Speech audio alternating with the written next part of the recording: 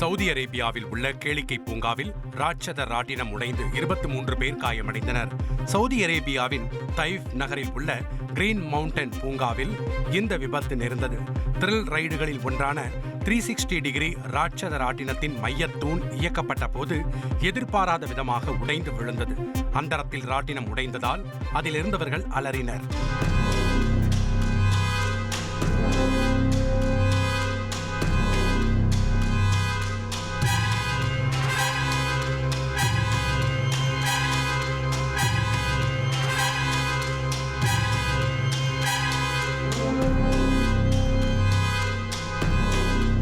இந்த சம்பவத்தில் காயமடைந்த 23 பேர் சிகிச்சைக்காக மருத்துவமனைக்கு கொண்டு செல்லப்பட்டனர். இனி செல்லும் இடமெல்லாம் செய்தி. தந்தி டிவியின் வாட்ஸ்அப் சேனலை ஃபாலோ பண்ணினா செல்ல இருக்கும் இடமெல்லாம் செய்தி. இதோ QR கோட் இப்பவே ஸ்கேன் பண்ணுங்க, ஃபாலோ பண்ணுங்க.